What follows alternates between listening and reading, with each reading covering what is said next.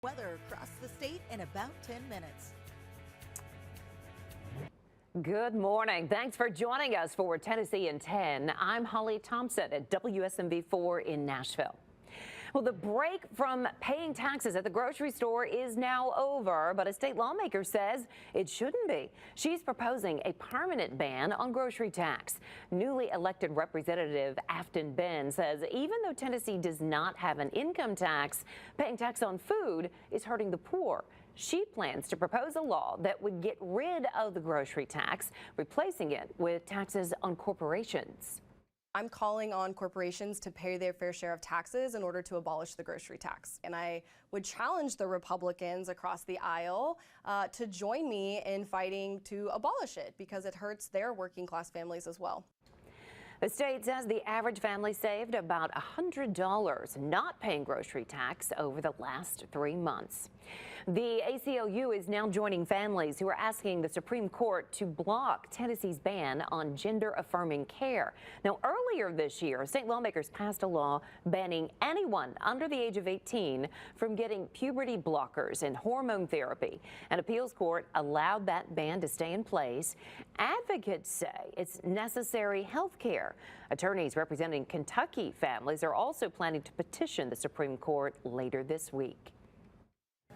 Good morning. I'm Whitney Turner in the WVLT newsroom. A Knox County judge is upholding the death sentence for Tennessee's only woman on death row. Attorneys for Krista Pike filed an appeal asking to reduce her sentence. Pike was 18 in 1995 when she killed Colleen Slemmer out of jealousy. Prosecutors say Pike hit Slemmer on the head with a chunk of asphalt, then kept her skull as a souvenir. 2 accomplices charged in the crime, one 17 at the time, the other 18, were sentenced to life with the possibility of parole. Pike's attorneys say Pike was only a few months older than her 17-year-old accomplice and deserves similar treatment. There is a 30-day window for Pike's lawyers to appeal the judge's decision. Well, search continues this morning for an escaped rape suspect facing more than 20 counts of child sex crimes, including rape. Take a look at your screen. U.S. Marshals say during his transport from Kentucky, Sean Williams escaped near the federal courthouse building in Greenville. Williams was last spotted in Greenville by a woman. Officials say they've been running electronic billboards in a list of states from Maryland to Florida to find him. Williams is considered dangerous. If you see him, do not approach him. If you have any information about where he could be, call police. And this weekend, Dollywood is getting a Christmas-themed makeover. You can check it out for yourself starting on Saturday. More than 6 million lights will be shining in the park this year. The celebration will also feature a drone show. The park has been nominated by USA Today for Best Theme Park Holiday Event. You can help Dollywood win by voting online right now. That lasts until November 29th. In the WVLT newsroom, those are your top headlines around East Tennessee.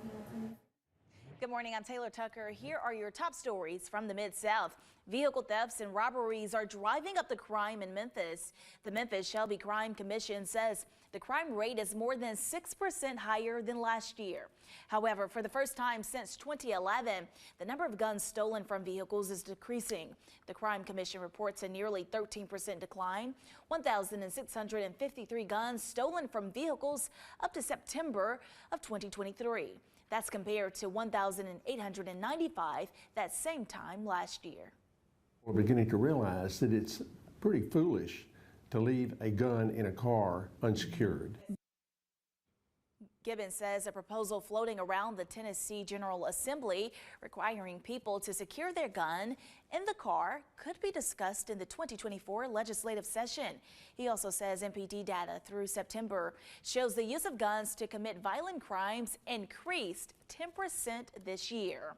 And Shelby County Judge Jennifer Mitchell now presides over the Young Dolph's murder case. The news comes less than 1 week after Judge Lee Coffey recused himself from the case. Hernandez Govan, the man accused of conspiring to commit Young Dolph's murder, is due in court this morning. And also in court today, the attorney representing Desmond Mills Jr., one of the men charged in the death of TYRE Nichols, says his client is set to change his plea and federal charges. Desmond Mills Jr., along with the other 4 former Memphis